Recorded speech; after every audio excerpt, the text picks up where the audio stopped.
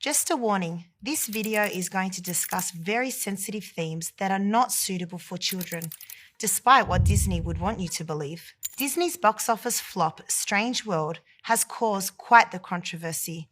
It is the latest flick amongst a string of LGBTQ-themed content geared towards children.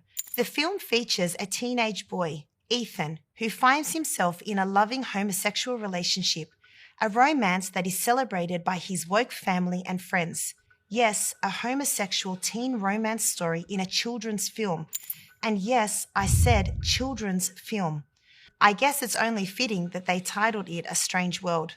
Of course, this is not the first pro-LGBTQ children's film that Disney has produced. Earlier this year, we saw Lightyear, another children's film that featured a lesbian couple with, get this, an on-screen kiss.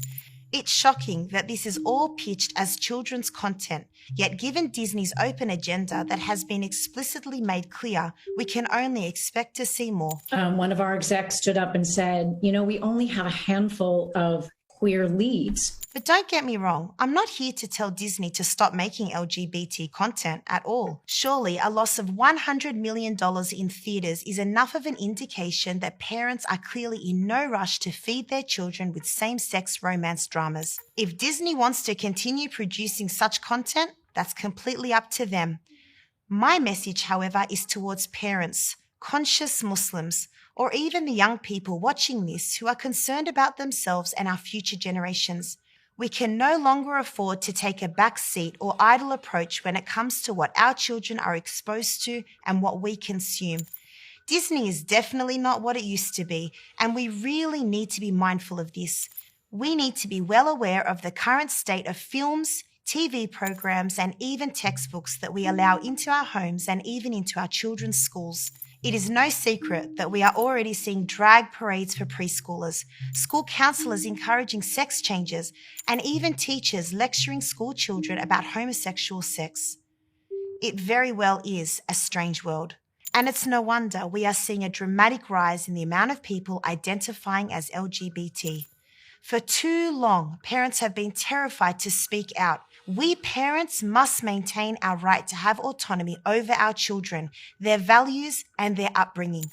Recently, we saw Muslim parents take a strong vocal stance in a Dearborn school in Michigan, whereby pro-LGBT teachers were accused of exposing children to textbooks that are likened to animated pornography. Criticism of age-inappropriate content is not criticism of the LGBT community. It's completely ridiculous that we police those that groom children on the street, yet we are oblivious to those that do it on our screens and in our schools.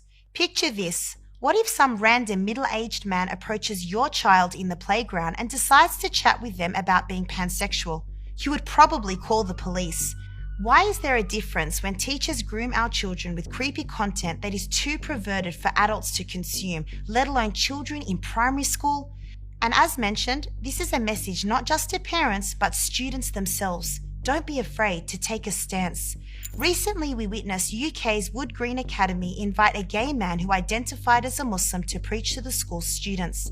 He ignorantly preached that the Quran had been misinterpreted and there was no issue with homosexuality in Islam. However, when courageous Muslim students pushed back against these false claims, they were met with their teacher screaming at them to shut up and somehow likening their views with the 9/11 terror attacks.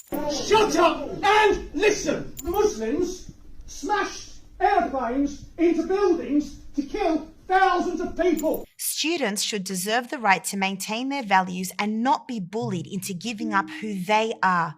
Because if we don't speak up, it's just going to get worse. Balenciaga recently released an ad campaign with a child holding a sexualized bear and even images of pro-child pornography documents and a leash on a bed. An actual leash. But by all means, let's focus on Qatar's anti-one love stance.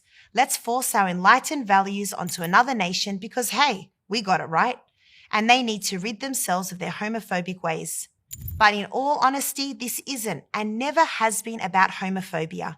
This isn't about hating another group of people. It's about reserving our right to uphold our own beliefs and values, including those of our children.